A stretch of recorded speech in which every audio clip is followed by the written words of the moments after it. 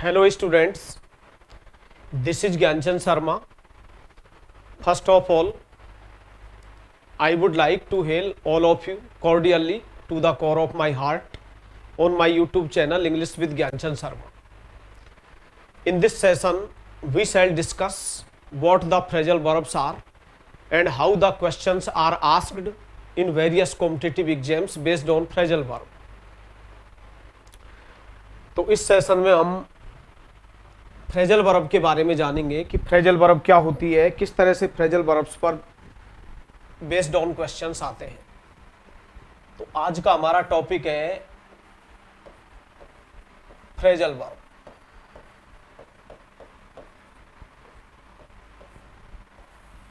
ठीक है, तो सबसे पहले हम जानेंगे कि what is a phrasal verb.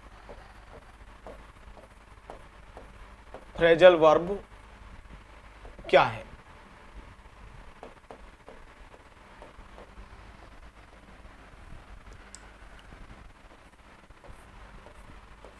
देखिए, एक्चुअल में फ्रेजल वर्ब जो होती है वो एक मेन वर्ब और प्रेपोजिशन या एड वर्ब का कॉम्बिनेशन होता है।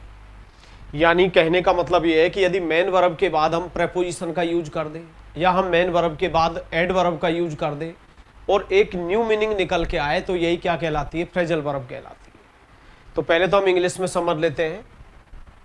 अ वर्ब एक क्रिया, ठीक है, दैट इज कंबाइंड, जिसको कि जोड़ा जाता है, कंबाइंड किया जाता है, ठीक है, विद एन एडवर्ब, ठीक है, और अ प्रेपोजिशन और अ प्रेपोजिशन।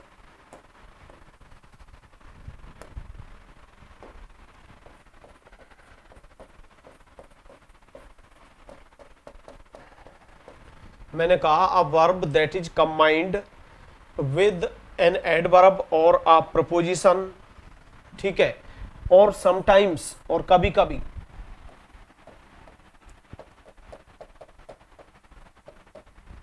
और समटाइम्स बोथ, और कभी कभी दोनों ही यूज हो जाते हैं। मेन वर्ब के बाद आप प्रपोजिशन का यूज भी कर देंगे और साथ में एडवर्ब का यूज भी कर देंगे। Sometimes both to give a new meaning.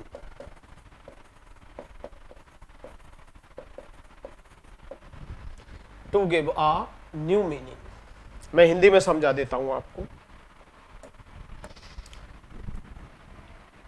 आप लिखेंगे यदि किसी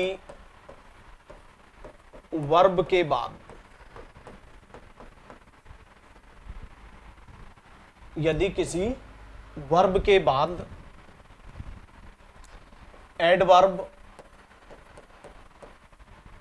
अथवा प्रेपोजिशन का प्रयोग किया जाए, एडवर्ब अथवा प्रेपोजिशन का प्रयोग किया जाए,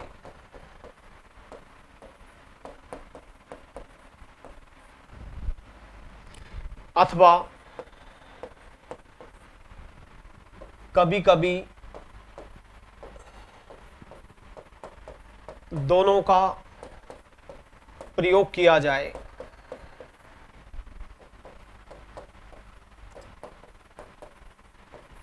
और एक नया अर्थ निकल कर आए,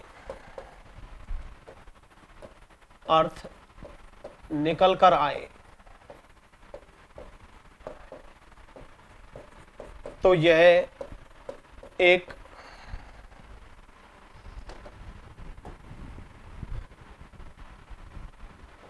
फ्रेजल वर्ब कहलाती है। तो यह एक फ्रेजल वर्ब कहलाती है। अब हम देखेंगे कि कैसे अर्थ निकल के आता है। यहां ध्यान दें, फॉर इंस्टेंस, उदाहरण के लिए,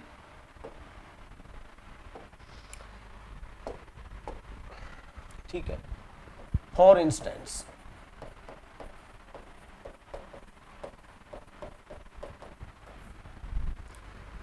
देखिए मैंने लिखा वर्ब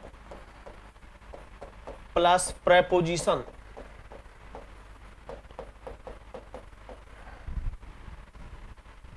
ठीक है, बराबर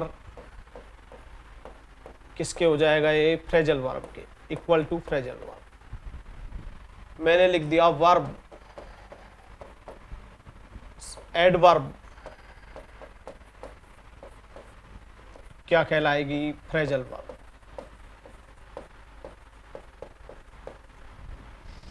मैंने लिख दिया वर्ब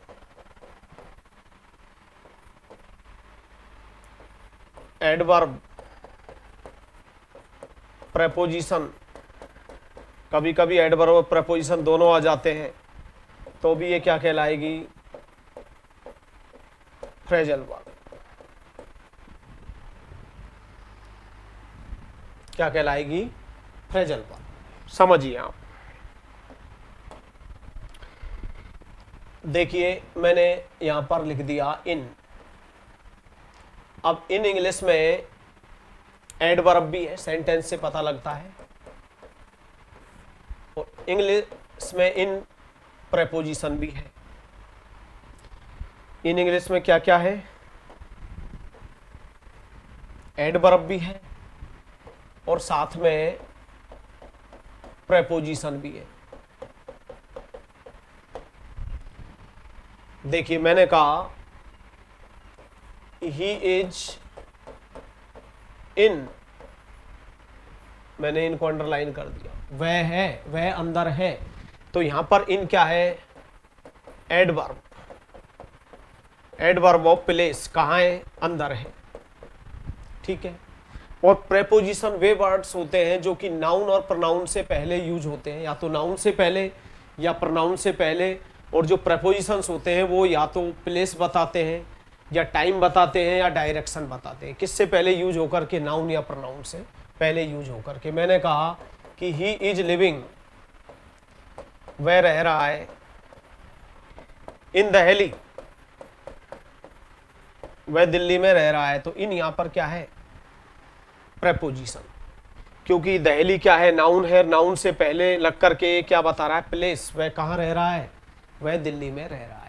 तो कहने का मतलब है कि अगर मैं मेन वर्ब के बाद प्रेपोजिशन का यूज करूं या एडवर्ब का यूज करूं और एक न्यू मीनिंग निकल के आए, एक डिफरेंट मीनिंग निकल के आए, तो यही क्या कहलाती है, फ्रेजल वर्ब कहलाती है। जैसे समझेंगे आप, ठीक है। मैंने एक वर्ड लिखा यहां पर,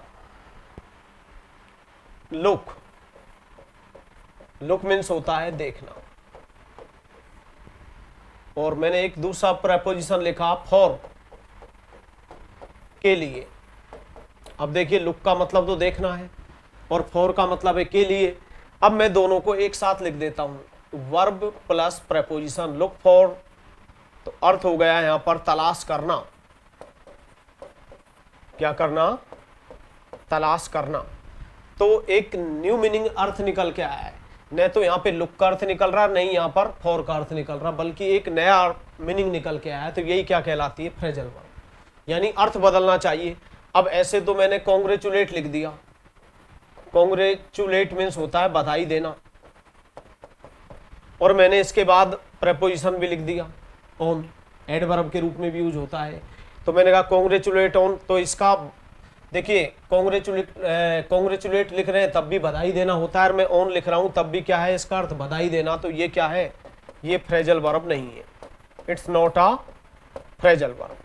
फ्रेजल वर्ब तब होती है जब किसी मेन वर्ब के बाद, यानी वर्ब के बाद प्रेपोजिशन या एडवर्ब, या कभी कभी प्रेपोजिशन एडवर्ब दोनों का प्रयोग किया जाए और एक डिफरेंट मीनिंग निकल के आए, तो ही हम इसे क्या कहेंगे, फ्रेजल वर्ब।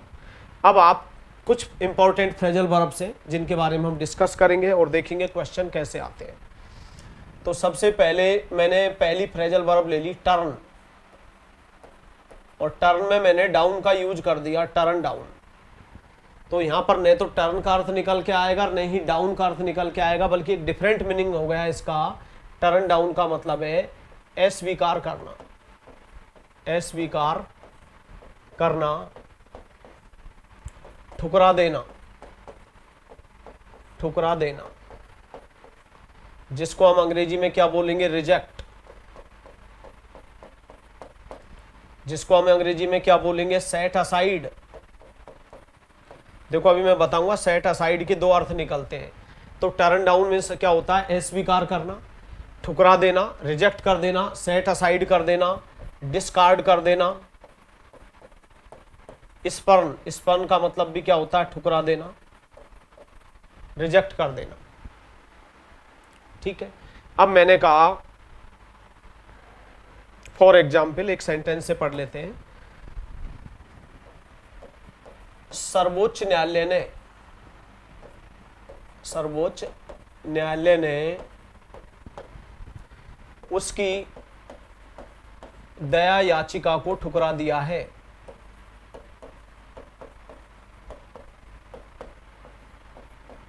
ठुकरा दिया है। तो मैंने कहा कि the apex court, the apex court has, काम पूरा हो चुका है, प्रेजेंट परफेक्ट टेंस है। The apex court has turned down his mercy, mercy means होता है दया, पिटीशन, PETITION। सर्वोच्च न्यायालय ने उसकी दया याचिका को टर्न्ड डाउन कर दिया है। इट मीन्स रिजेक्टेड कर दिया है, ठुकरा दिया है। ठीक है, तो आप पहली फ्रेजल वर्ब याद कर लेंगे। टर्न डाउन का मतलब होता है ठुकरा देना, रिजेक्ट कर देना, डिस्कार्ड कर देना, स्पर्न कर देना, सेट असाइड कर देना। और देखिए सेट असाइड के दो अर्थ निकलते हैं, ये भी काफी इंपॉर्टेंट फ्रेजल वर्ब है। सेट असाइड, सेट असाइड का एक अर्थ होता है रिजेक्ट, रिजेक्ट, अस्वीकार करना। सेट असाइड का दूसरा अर्थ होता है सेव, बचाना, पुट बाय, जिसके लिए हम बहुत अच्छी फ्रेजल वर्ब में पढ़ाऊंगा आगे चल के, इंपॉर्टेंट फ्रेजल वर्ब है पुट बाय। मैंने कहा please set aside some money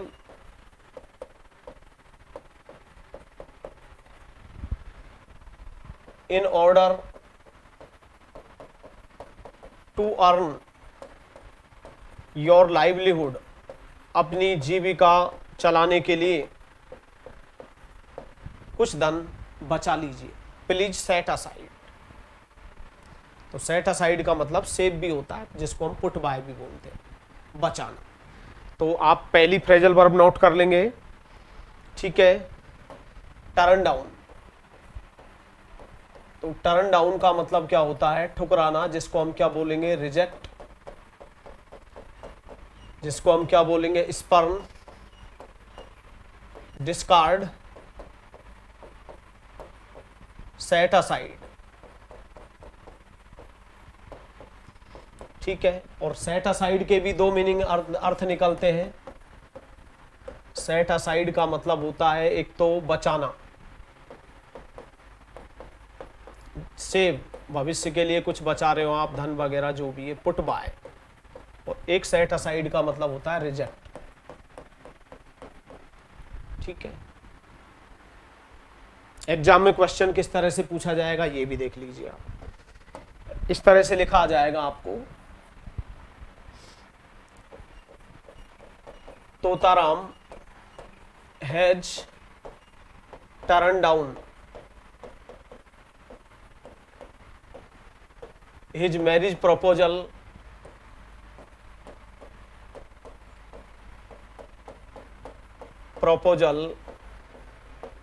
with चंपा।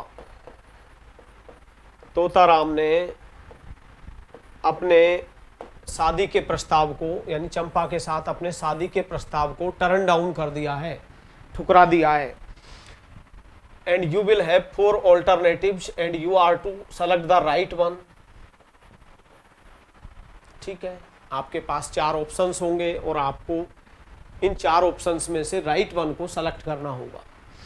अब चूंकि जो इसी को वही सही कर सकता है, मैंने क्या कहा कि यदि मेन वर्ब के बाद प्रेपोजिशन या एड वर्ब का यूज किया जाए, डिफरेंट मीनिंग निकल के आए। अब वैसे तो टर्न का मतलब परिवर्तित होता है, परिवर्तित करना, डाउन मीन्स नीचे होता है, लेकिन मैंने एक साथ लिख दिया टर्न डाउन, डाउन एडवर्ब है, वह कहाँ है, नीचे है, ही इज डाउन। अब मैंने दोनों को एक साथ लिख दिया और एक डिफरेंट मीनिंग निकल के आया, जिसका मतलब क्या होता है, अस्वीकार कर देना। अब यहां पर आ गया एक्सेप्टेड, स्वीकार कर लिया है, इम्प्रूव्ड, सुधार कर लिया है, ठीक है।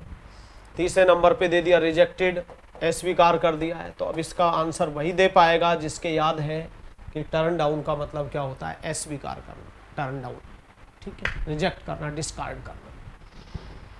अब हम नेक्स्ट फ्रेजल वर्ब पे चलते हैं, सेकंड पर। देखिए सेकंड फ्रेजल वर्ब के,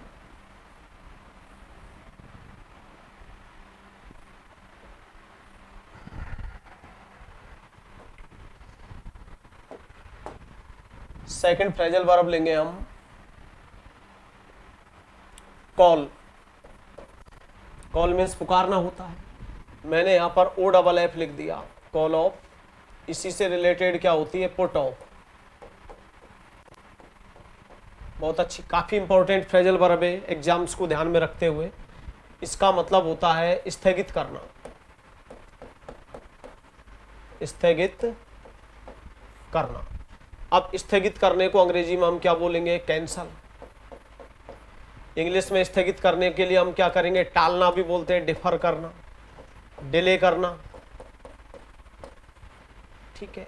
अजर्न, यहां पर डी साइलेंट होता है, काफी एडजर्न, एडजर्न बोलते हैं, सही प्रोनाउंस होता है अजर्न, ADJOURN, अजर्न। अजर्न मीन्स भी क्या होता है, स्थगित करना। डिले मीन्स भी स्थगित करना, डिफर हो गया, पोस्टपोन, ठीक है, procrastinate,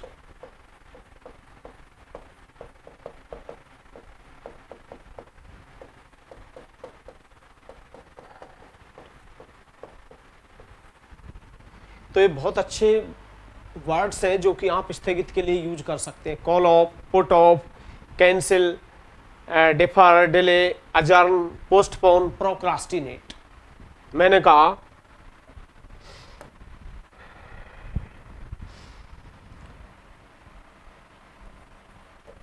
we have called of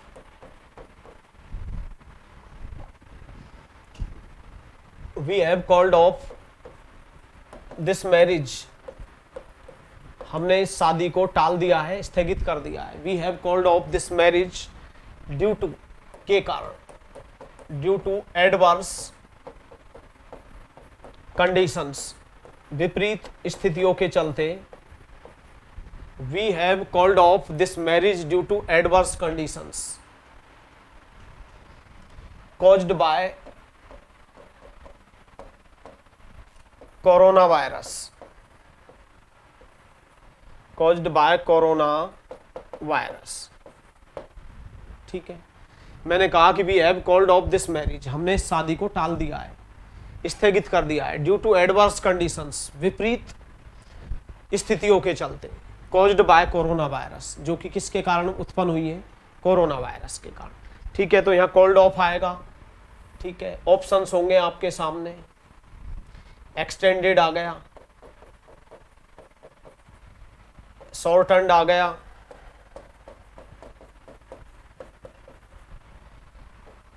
flourished आ गया,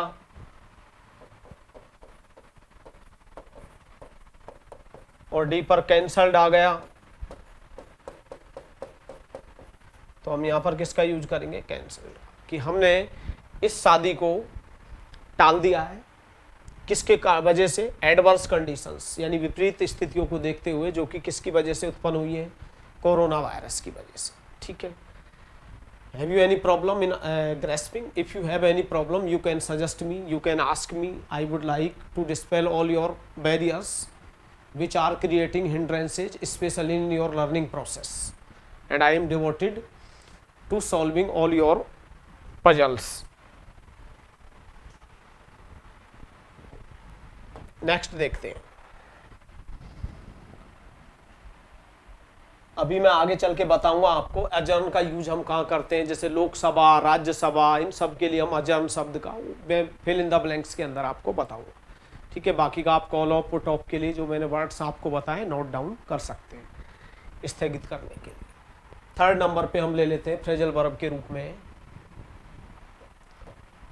कट डाउन। अब कट डाउन का मतलब है कटौती करना, घटाना, कम करना।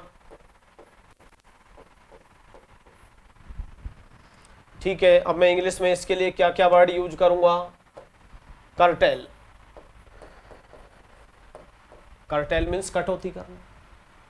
ठीक है, शॉर्टन कम करना, रिड्यूस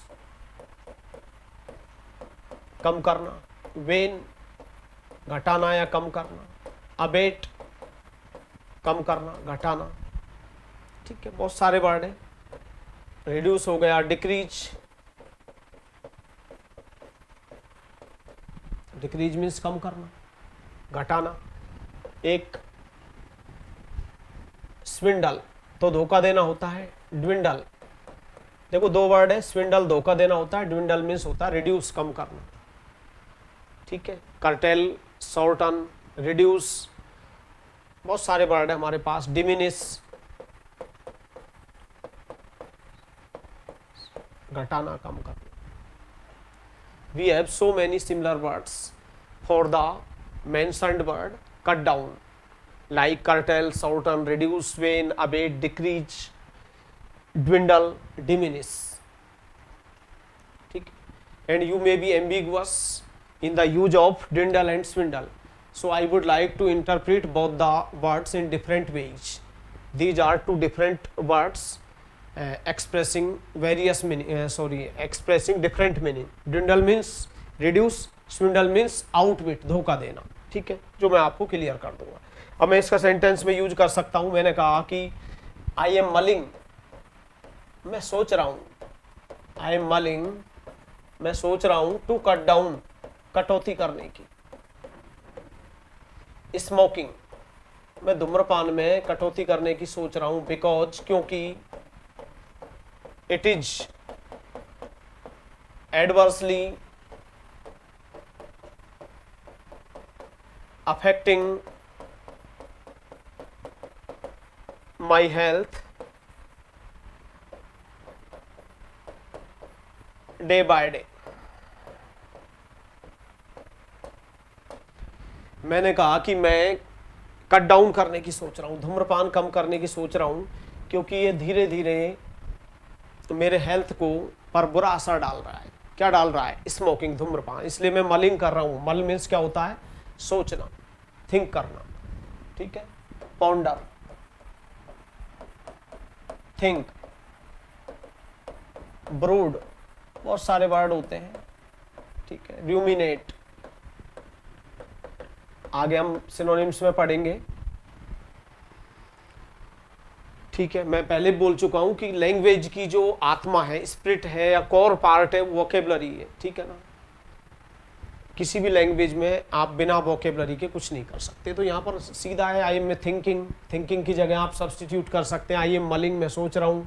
टू कट डाउन, कटौती करने की। स्मोकिंग, धूम्रपान करने की। Because it is adversely affecting my health day by day, क्योंकि ये दिन प्रतिदिन मेरे स्वास्थ्य को प्रभावित कर रहा है। अब कट डाउन आएगा, चार ऑप्शंस आएंगे, तो आप आंसर दे सकते हैं।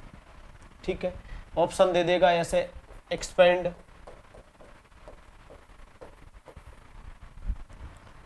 विस्तृत करने की।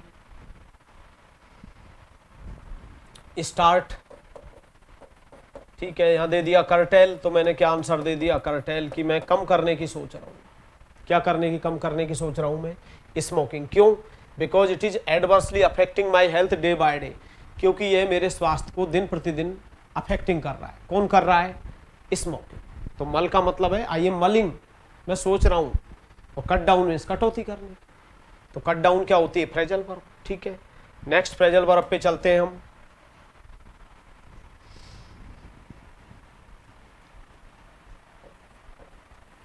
Cut out for, cut out for, cut out for का मतलब क्या होता है? अब देखिए यहां पर कट वर्ब हो गई, ही इज आउट वह बाहर है, एडवर्ब हो गया और फॉर प्रपोजिशन हो गया। तो मैंने कहा कि कभी कभी ऐसा भी होता है कि वर्ब के बाद एडवर्ब भी आ जाता है, प्रपोजिशन भी आ जाता है। अब डिफरेंट मीनिंग निकल के आ रहा है। कट आउट फॉर का मतलब होता है उपयुक्त, जिसको हम बोलते हैं एप्ट, सुटेबल, एप्रोप्रिएट,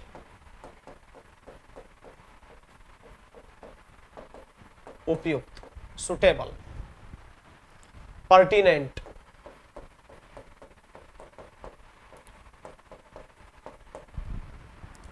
ठीक है। मैंने कहा कि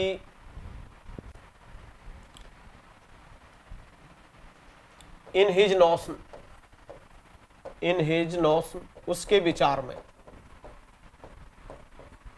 I am not cut out for this job, यानी उसके विचार में, इन हिज नोशन, उसके आइडिया में, notion means idea, thought, concept, I am not cut out for this job, कि मैं इस जॉब के लिए सुटेबल नहीं हूं, कट आउट फॉर नहीं हूं। तो कट आउट फॉर का मतलब क्या हो गया? एप्ट, ठीक है, suitable, appropriate, pertinent. Next phrasal verb पे चलते हैं हम, 5th नंबर पे।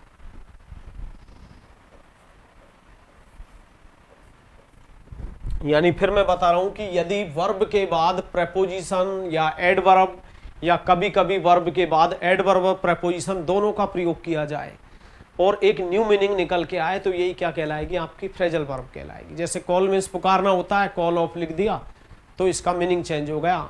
मीनिंग क्या हो गया? स्थगित कर देंगे, ठीक है।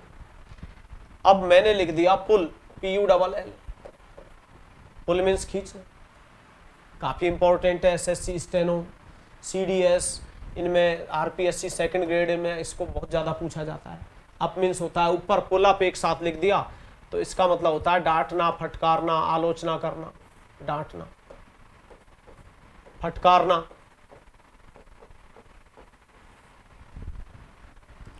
ठीक है। अब इंग्लिश में हम इसको क्या बोलेंगे? चाइल्ड। चाइल्ड मीन्स क्या होता है? डांटना। इसी को हम क्या बोलते हैं? रिब्यूक। रिब्यूक मीन्स भी क्या होता है? डांटना।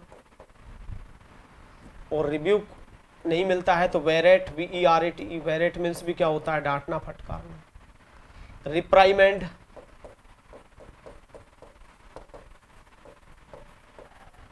रिप्राइमेंड का मतलब भी क्या होता है? वही डांटना, फटकारना, ठीक है। मेनली तो ये होता है, चाइल्ड हो गया, रिब्यूक हो गया, वेरेट हो गया, रिप्राइमेंड होता है। बाई चांस ये नहीं मिले तो आप इसके लिए क्या है कि चेतावनी देना भी कह सकते हैं, एडमोनिश भी बोल सकते हैं। एडमोनिश, थ्रेटन, मेनली तो यही अर्थ होता है, लेकिन ये नहीं मिले तो थ्रेटन, चेतावनी देना। वार्न, वार्न मीन्स चेतावनी देना होता है। ये भी नहीं मिले, अगर आप किसी को डांट रहे हो, फटकार रहे हो, तो निश्चित आप उसकी आलोचना कर रहे हो, तो ये भी हो सकता है सेंसर, क्रिटिसाइज। सेंसर मीन्स आलोचना करना, क्रिटिसाइज मीन्स भी क्या होता है? आलोचना करना। तो मेनली पुल अप के लिए आपको क्या मिलेगा? पुल अप मीन्स डांटना, chide, rebuke, berate, reprimand, upbraid. Upbraid means भी क्या होता है? डांटना, फटकारना,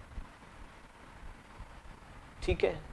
तो आप ये नोट डाउन कर सकते हैं। मैंने कहा कि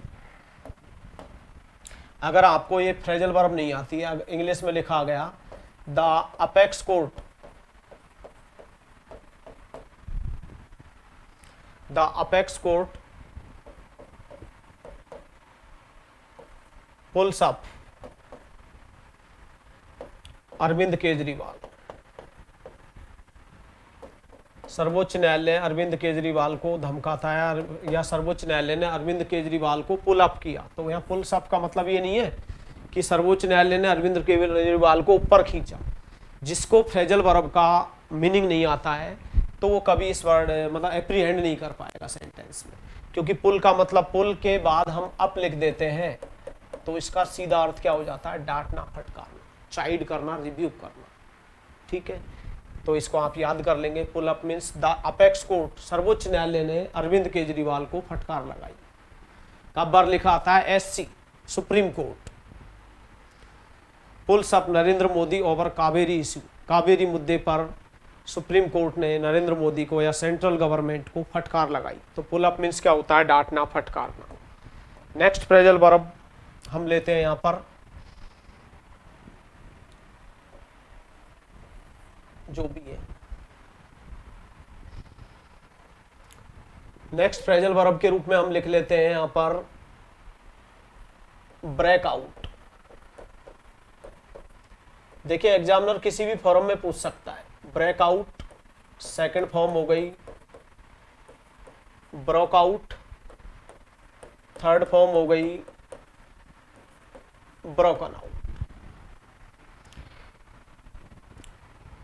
एक तरह से होती है कमेंस, शुरुआत होना, शुरू होना। आउट ब्रेक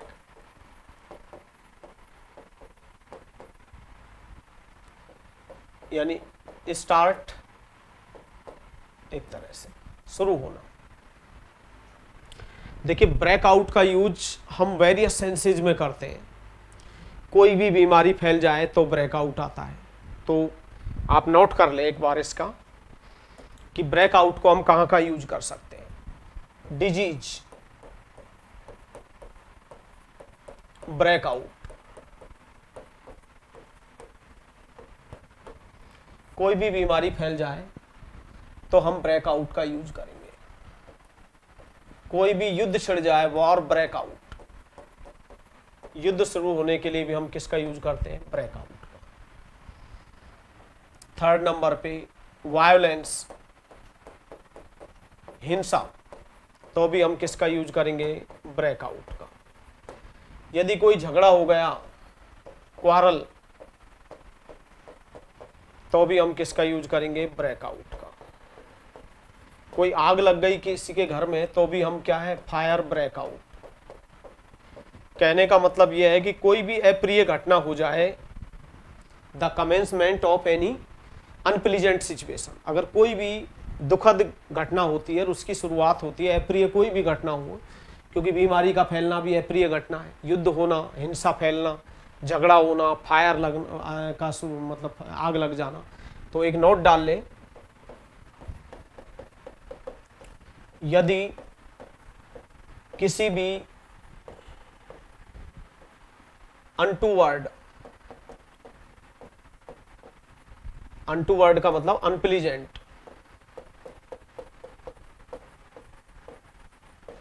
सिचुएशन की शुरुआत, शुरुआत का मतलब कमेंसमेंट, कमेंसमेंट हो, कमेंसमेंट हो तो हम ब्रेकआउट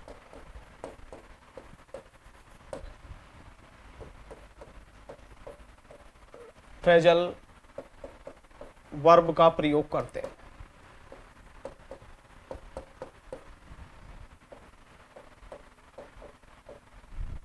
किसका प्रयोग करते हैं, ब्रेकआउट फ्रेजल वर्ब का प्रयोग करते हैं। जैसे देखिए मैंने कहा कि द सेकेंड वर्ल्ड वॉर, द्वितीय विश्व युद्ध, ब्रोक आउट, शुरू हो गया इन 1939। द्वितीय विश्व युद्ध 1939 में प्रारंभ हो गया। सेकेंड एग्जाम्पल,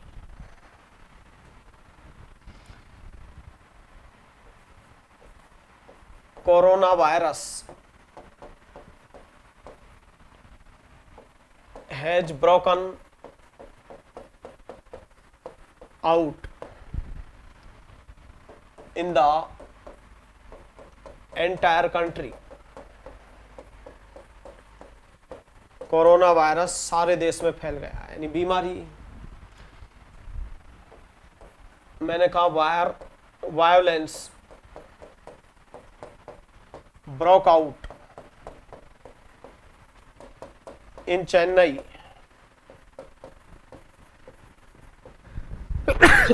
लास्ट ईयर, पिछले साल चेन्नई में हिंसा फैल गई। तो कोई भी अप्रिय घटना होती है, अनटूवर्ड इंसिडेंट होती है, कोई भी अनटूवर्ड इंसिडेंट होती है, तो हम किसका यूज करते हैं? ब्रेकआउट फ्रेजल वर्ब का यूज करते हैं। और देखिए, a quarrel broke out between two neighbours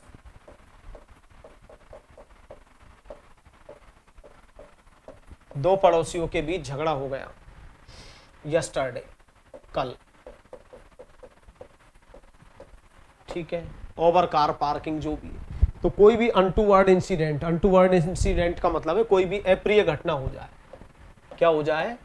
untoward incident की शुरुआत होती है, तो उसके लिए हम किसका यूज करते हैं? ब्रेकआउट का यूज करते हैं। चाहे आपका वो वॉर हो, चाहे हिंसा हो, चाहे युद्ध हो, आग हो, इन सभी सेंसेज में आपको कौन सी फ्रेजल वर्ब का यूज करना है? ब्रेकआउट का। ठीक है,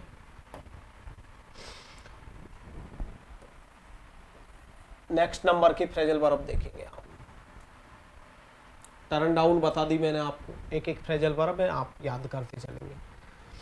अब होता है ब्रेक डाउन। किसी भी फॉर्म में आ सकती है फ्रेजल वर्ब। ब्रेक की सेकंड फॉर्म ब्रोक डाउन,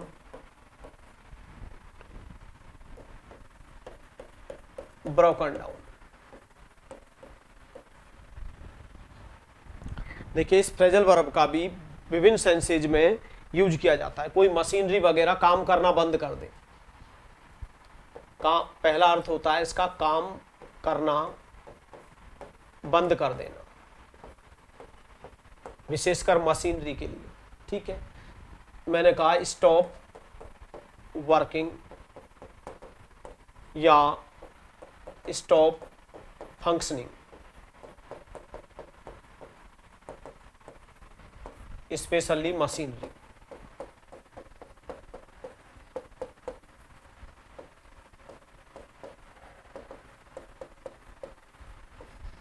तो कोई भी चीज मशीनरी काम करना बंद कर दे तो हमें कौन सी फ्रेजल वर्ब का यूज करना है? ब्रेक डाउन का। मैंने कहा कि माई कार ब्रोक डाउन, मेरी कार खराब हो गई। यस्टरडे, कल मेरी कार खराब हो गई। एंड सो, और इसलिए I had to hire a taxi,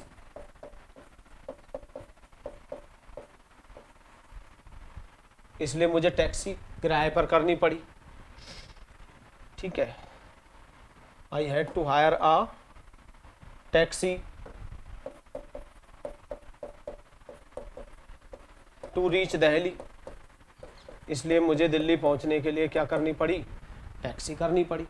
तो कार, इंजन, बस वगैरह काम करना बंद कर दे, कोई भी मशीनरी स्टॉप फंक्शनिंग कर दे, तो हमें कौन सी फ्रेजल वर्ब का यूज करना है? ब्रेक डाउन का। ठीक है, नेक्स्ट।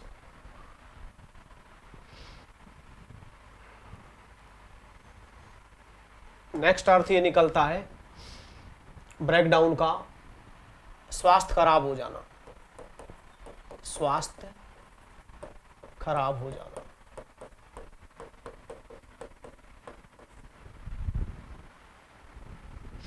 ठीक है, तो डिटेरियोरेट हेल्थ, डिटेरियोरेट हेल्थ, अगर किसी का स्वास्थ्य खराब हो जाता है तो उस सेंस में भी हम किसका यूज करते हैं? ब्रेक डाउन का। मैंने कहा कि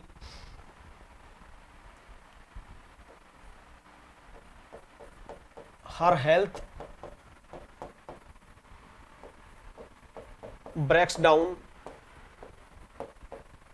सडनली, अचानक उसका स्वास्थ्य खराब हो जाता है। And so she is admitted, इसलिए उसे भर्ती कराया जाता है। To a nearby hospital, इसलिए उसे पास ही के अस्पताल में भर्ती कराया जाता है। आप हिंदी अनुवाद के चक्कर में एडमिट के बाद इन मत लिख देना, एडमिट के बाद टू प्रपोजिशन आता है।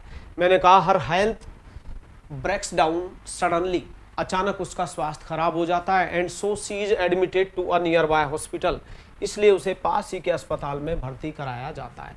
तो अगर किसी का हेल्थ सडनली खराब हो जाए, ब्रेक डाउन हो जाए, तो भी हम किसका यूज करते हैं, ब्रेक डाउन फ्रेजल, यानी डिटेरियोरेट हेल्थ, यदि किसी का स्वास्थ्य खराब हो गया है। तीसरे सेंस में भी यूज करते हैं हम, ठीक है। मैं यूं भी कह सकता हूं तीसरे सेंस में कि बिकम इमोशनल, भावुक हो जाना, एंड स्टार्ट वीपिंग, और रोना शुरू कर देना, या वेलिंग, या क्राइंग। आप अचानक से भावुक हो गए और रोना शुरू कर दिया, तो भी मैं कह सकता हूं क्या, कि अब मैंने कहा कि जैसे एक बार अखबार में लिखा आया हुआ था कि Sonia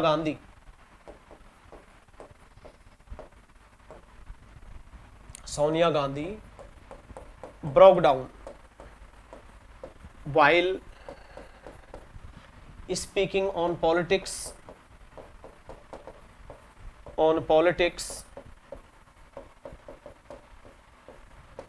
in case of Rahul Gandhi के संबंध में राजनीति पर बोलते समय सोनिया गांधी, अब ये थोड़ी कहेंगे कि सोनिया गांधी खराब हो गई, इसका मतलब सोनिया गांधी भावुक हो गई। कभी कभी हम देखते हैं कि नरेंद्र मोदी का बार एड्रेसिंग करते हुए भावुक हो पड़ते हैं, यानी जैसे बोलते बोलते आंखों में आंसू आ गए, तो समझ जाइए आप क्या हो गए, ब्रोक डाउन हो गए। तो मैंने कहा सोनिया गांधी ब्रोक डाउन, सोनिया गांधी भावुक हो गई वाइल स्पीकिंग ऑन पॉलिटिक्स, राजनीति पर बोलते समय, in case of Rahul Gandhi के मामले में, यानी एक बार उन्होंने कहा कि पॉलिटिक्स को जहर कहते हुए, इस तरह से सोनिया गांधी ब्रोक डाउन हो गई थी। तो भावुक हो जाना यानी बिकम इमोशनल या सेंटिमेंटल, आप भावुक हो गए, सेंटिमेंटल हो गए और रोना शुरू कर दिया, तो मैं कहूँगा कि आप क्या हो गए, ब्रेक डाउन हो गए, ठीक है। इस सेंस में हम यूज करते हैं। एक क्या है कि जैसे वाटर सप्लाई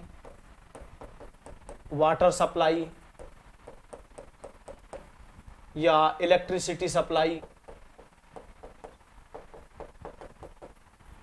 ये सब ठप हो जाए, ठीक है, डिसरप्शन हो जाए, इनमें व्यवधान आ जाए, तब भी हम किसका यूज करते हैं, ब्रेक डाउन का, ठीक है। मैंने कहा कि water supply in my village has broken down, मेरे गांव में जल आपूर्ति है वो ठप हो गई है, ड्यू टू टेम्पेस्ट, तूफान की वजह से, जो भी है, ठीक है। अब हम बाकी की फ्रेजल वर्ब्स नेक्स्ट सेशन में पढ़ेंगे। तो again thanks all of you for watching and supporting my YouTube channel English with Gyanchand Sharma. If you are interested in watching more videos, then don't forget to subscribe my YouTube channel English with Gyanchand Sharma.